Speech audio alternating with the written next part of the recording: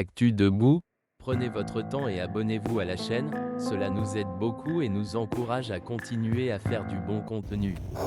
Si vous aimez la vidéo, DONNEZNOUS un pouce en l'aimant, merci et profitez du reste de la vidéo. Teacher, bonjour. Nous sommes fériés et je veux bien discuter avec toi sur ce constat que tu fais. Mais tu sais que j'ai cette manière de prendre nos échanges et de les mettre sur la place publique. Sauf que j'évite que toi tu sois connu.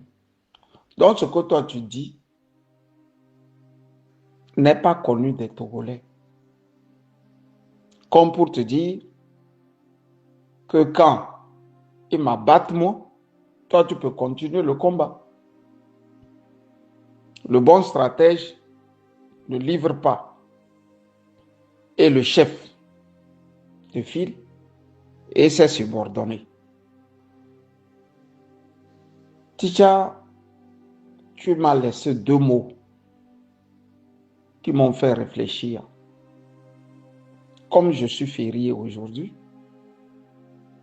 je n'ai fait que penser à ces deux mots.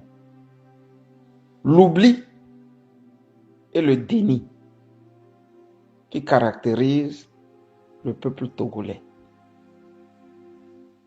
J'insiste sur le peuple togolais parce que c'est mon pays, le Togo. J'insiste parce que si nous ne faisons pas le combat du peuple togolais, personne ne viendra faire notre combat.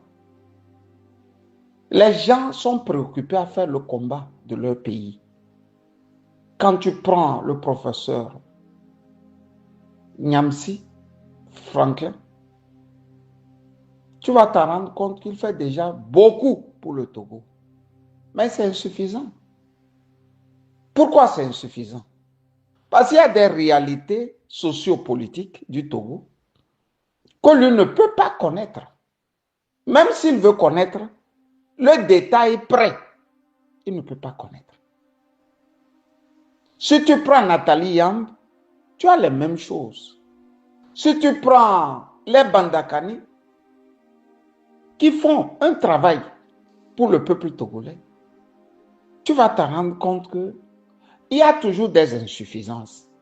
Comme pour te dire, quand tu ne t'occupes pas de ta famille, il ne faut pas attendre que quelqu'un vienne s'occuper et en mieux que toi.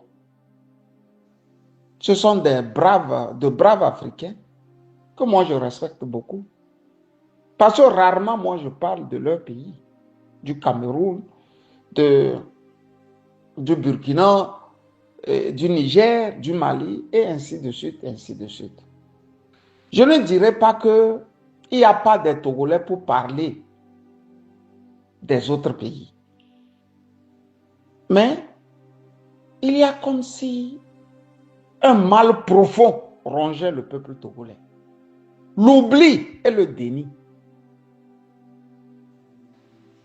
Un drame peut se passer au Togo aujourd'hui, demain, et après-demain, les Togolais l'ont classé. Le même drame, quand il se passe dans les autres pays, il reste un drame pour l'éternité. Nous, nos drames sont tout de suite oubliés. Parfois, c'est les journalistes qui harcèlent même les hommes politiques et les leaders d'opinion de ne plus en parler. Fais ce constat, Ticha. Quand un journaliste togolais pose la question à un politique, si le politique veut creuser dans le drame de 2005 pour rebondir sur la question, il est arrêté net par le journaliste qui lui dit ça c'est du passé. Et pourtant, l'Allemagne est encore en train de traquer les dignitaires nazis de 1945. Il n'y a pas une semaine que tu ne vois dans la presse la traque d'un nazi de 100 ans, de 90 ans, par un procureur. En Allemagne, ici.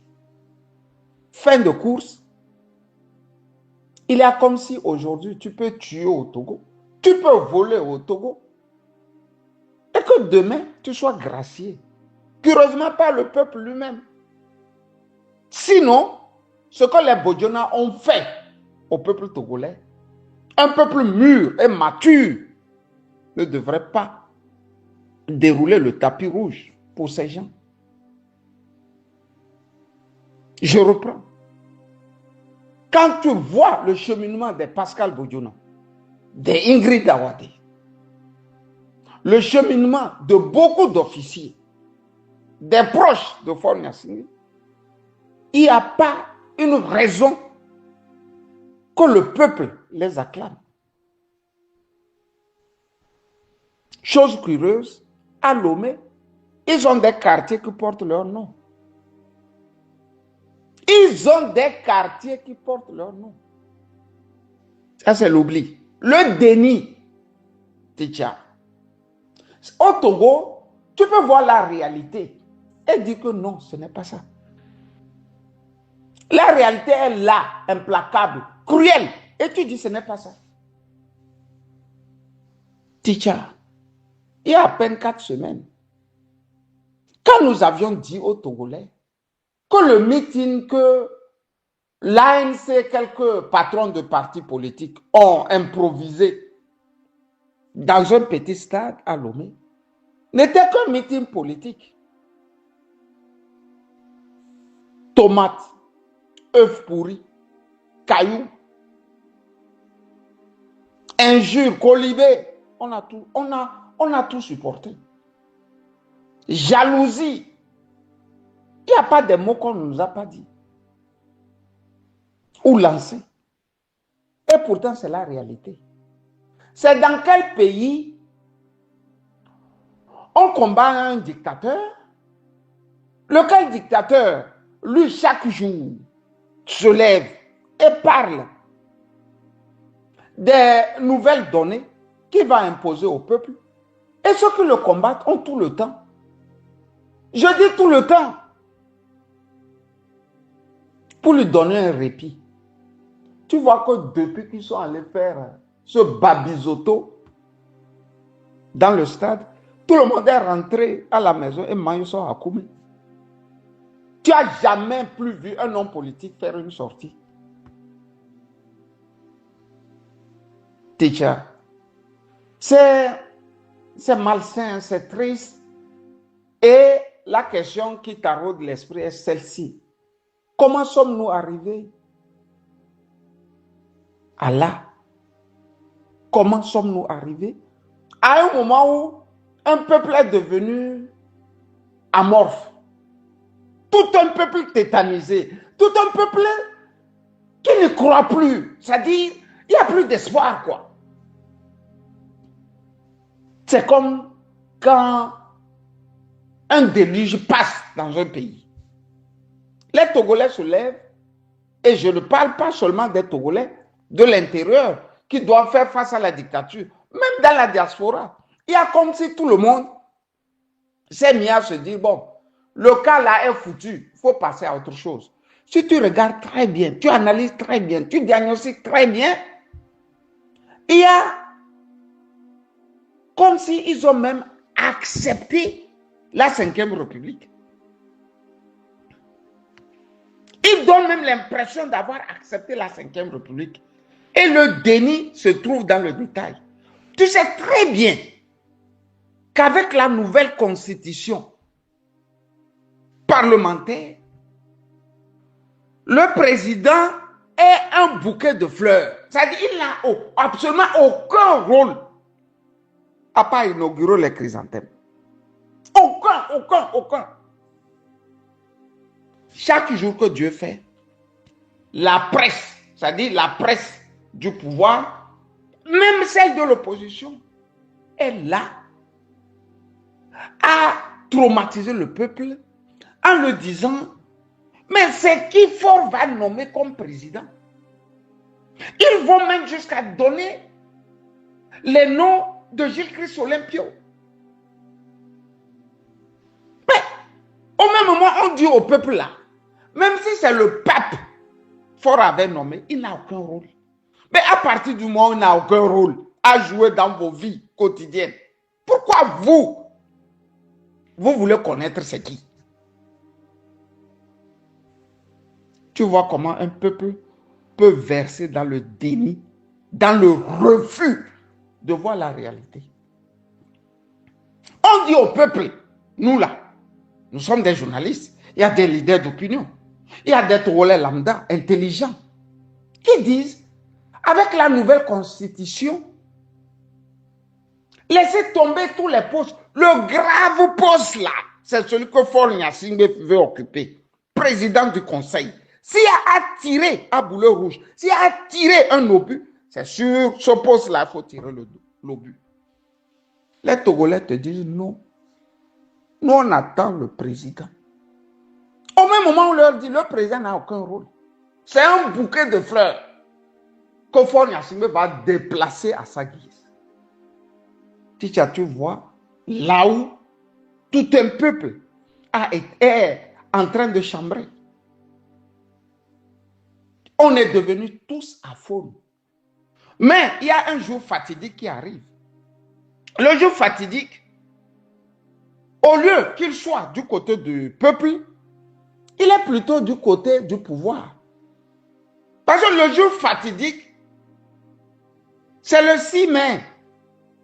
Et normalement, à partir du 6 mai, personne ne devrait plus reconnaître Faure Gnassingbé comme président du Togo. Ticha, tu as vu l'opposition togolaise faire un travail de fond pour réveiller les esprits, afin qu'à partir du 6 mai, personne ne reconnaisse Faure Gnassingbé comme président du conseil et partant sa constitution. Il y a comme si nous sommes tous bloqués, quoi. Il y a comme si il y a un esprit qui navigue dans le tout Togo et qui bloque les gens de réfléchir, les gens d'avoir des initiatives, les gens de se lever et de dire non. Voilà, en résumé, ce qui caractérise un peuple après 60 ans de dictature. De l'autre côté, Faure Gnassingbé en est bien conscient. Il connaît son peuple. Et j'ai toujours dit que ce ne sont pas les pauvres qui font la révolution. Depuis 20 ans, il s'est attelé d'une manière cynique à appauvrir le Togolais. On a vu les Togolais manger sur les dépotoirs. Il les a appauvris à telle enseigne que quand ils te voient, ils se disent que celui-là, s'il peut nous verser du grain, ça suffit déjà.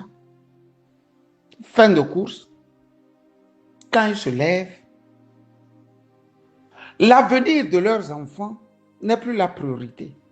C'est ce qu'on va manger dans la journée qui est la priorité. C'est pour cela la jeune fille se vend à un franc symbolique. Le jeune garçon est devenu pervers. Le militaire est devenu un corrompu. Et l'administration, ce qui caractérise l'État, est devenu un foutoir. Tiens, ça fait mal. En gounou quoi, on a peu de pauvres. Question maintenant.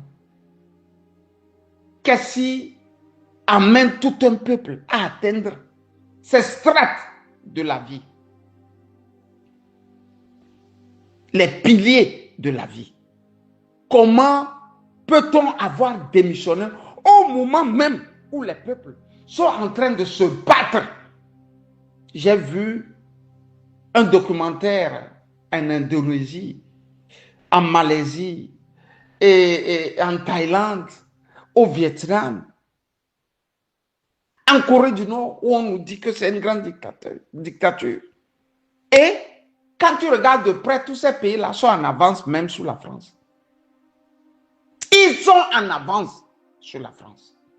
Nous, on ne dit pas d'être en avance sur la France. Mais mettre un peu même le goudron sur nos rues secondaires, nos routes secondaires. Soigner la jeune fille. Donner de l'espoir à l'étudiant. Donner l'espoir et le sourire au peuple togolais. Il y a comme si une malédiction s'était abattue sur le peuple togolais. Les rares qu'on voit sont les gigolos là, de New World TV, où tu vois l'ambassadeur Sogoyou flanqué de quelques crotales en train de déviser sur les autres pays. Alors que chez eux, la galère est ambiante. Elle est là, comme ça. Regarde le peuple togolais. Question. Le tribalisme a-t-il rongé le Togo à ce point? Je reprends. Le tribalisme a-t-il rongé le pays à ce point? Puisque Alpha Blondy nous apprend que quand une ethnie, à elle seule, dirige un pays, à la fin, c'est la guerre civile. Depuis 60 ans, c'est toute une ethnie qui dirige le Togo. Personne ne m'empêcherait de parler de l'ethnie qui dirige le Togo. Et ceux qui ne veulent pas, ils n'ont qu'à faire aussi les éléments audio pour dénoncer mon ethnie Bassa. Moi, je suis Bassa. Si c'est ça le tribalisme, si c'est ça, dire qu'une seule ethnie a pris le Togo, alors je suis tribaliste. Je l'assume et je l'accepte. Je n'ai pas d'autre choix que de dire à mes parents kabiers, à mes frères kabiers, que ce n'est pas normal. Et ça fait partie aussi du déni. On refuse, le refus de voir la réalité. C'est une réalité. C'est une réalité. À partir du 6 mai, vous allez voir. Faure Gnassingbé va cadenasser le pouvoir. Il va imposer au peuple togolais une dictature jamais vue. Parce qu'il est fébrile actuellement. Il est fébrile. D'ailleurs, c'est pour ça qu'il a laissé faire le meeting. C'est pour ça qu'il a laissé faire le meeting. Après le 6, il n'y aura plus jamais de manifestation au Togo. Ça n'est fini et pour toujours. Voilà la réalité. De l'autre côté, qu'est-ce que nous sommes en train de faire? Apparemment rien. Apparemment rien. Que personne ne trompe le peuple togolais, qu'il y a un travail de fond qui est en train d'être fait quelque part.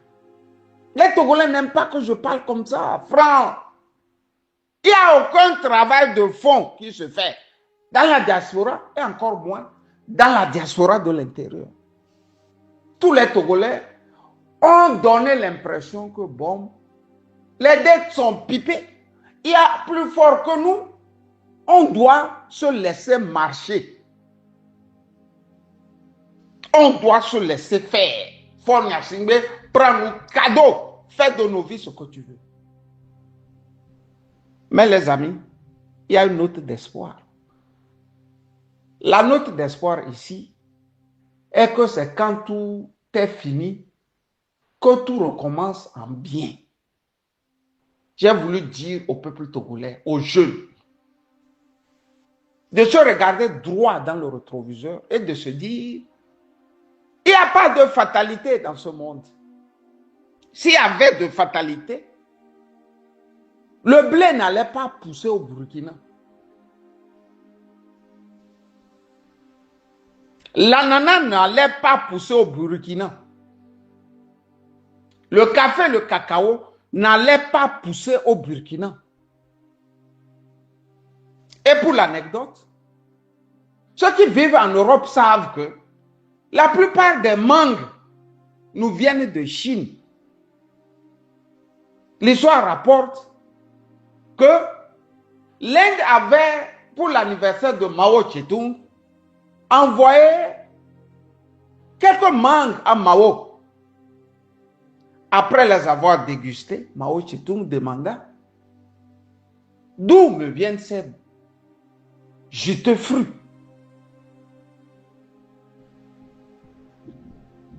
On lui dit, elles viennent de l'Inde. Alors, camarade, je veux ce fruit en Chine. Je veux ce fruit en Chine. Les agronomes se sont empressés. Ils ont commencé par étudier le fruit en question et s'il pouvait aussi être planté en Chine. Fin de course, on imposa aux fruits de germer en Chine et de devenir un arbre fruitier chinois. Moi qui vous parle, j'ai toujours acheté les mangues chinoises dans les magasins chinois. Sont très succulentes. Très, très succulentes, comme nos mangues en Afrique. Pour vous dire que il n'y a pas de fatalité. Ce n'est pas fort qui est fort, c'est nous qui sommes faibles. Ce n'est pas fort qui est fort, c'est nous qui sommes faibles. Comme les partis politiques ont échoué, rassemblons-nous dans de petits agoras. Que chacun qui peut sensibiliser l'autre au Togo se mette à faire un travail de fourmi. Dans vos maisons, dans les quartiers, à l'école, à l'université. Parlez-en. Dites-vous que votre président n'est pas élu, donc il a usurpé le pouvoir. Ce qu'il faut faire est de le chasser. Il faut le chasser. Commencez par dire ces petits mots dans le quartier. Arrêtez de danser. Arrêtez de vous imaginer un rêve dans la danse, dans des choses frivoles. Laissez les touffants, laissez-les à débarquer dans leur coin. Ils ont de l'argent et immensement. Ne vous jetez pas dans les jeux. Les jeux, ça viendra. Si vous vous rappelez du roi Néron qui disait, pour endormir un peuple, il faut lui donner des jeux. Vous voyez très bien qu'au fort ne fait que vous donner des jeux. Il ne fait que vous donner des jeux. Des jeux inutiles. Au même moment, il est en train de piller votre pays. Et de voler votre avenir et l'avenir de vos enfants. Je fais cet élément, Ticha, pour dire aux Togolais que le refus et l'oubli sont en train de nous ravager. Ça fait des ravages. Quand quelqu'un a tué ton frère, il faut le mortaliser dans le marbre et se battre pour qu'enfin tu le croises un jour devant les tribunaux et devant un juge dans un pays démocratique libéré de tous les oripeaux du mal. Si quelqu'un t'arrache ta femme parce qu'il est militaire, mets-toi à te battre pour ton pays, à assainir les institutions de ton pays, afin que demain, vous vous croisez devant un juge digne que d'avoir affaire à un juge corrompu sous les dictatures. On ne cesserait jamais de le dire au peuple togolais. Notre devoir est de vous parler. Si les Eden Kodjo, les Agoybo, les Zarifou, les Taviou ont affronté le Père hier avec tout ce que nous avons pu constater, échec et petite réussite, il faut remarquer que nous, la jeunesse actuelle n'arrive même plus à affronter Faure Gnassingbé. Faut-il dire ici qu'il a eu un bon héritage? Que non! Si l'héritage qu'il a eu lui permet de faire ce qu'il veut, il nous revient, nous, de lui dire que tu n'as pas hérité que ça. Quand j'ai dit ça, j'ai voulu dire au peuple togolais de regarder les autres peuples à travers la planète, de regarder les autres peuples frontaliers. On ne peut pas se faire mal et penser que quelqu'un viendra nous libérer. Le refus et l'oubli sont des mots que chaque peuple devrait vaincre. Refuser de voir la réalité. Et oublier qu'on a tué un papa, une maman, un frère, un cousin, un ami, pour une chose inutile. C'est très grave. Ça ne fait plus de vous des humains. Chers Togolais, c'est lundi de Pâques. Réjouissez-vous, priez beaucoup et du coup, demandez au Seigneur Jésus-Christ de libérer ce pays des griffes d'un dictateur ou d'un tyranno abominable. Je dis abominable et puant, Camus Sali.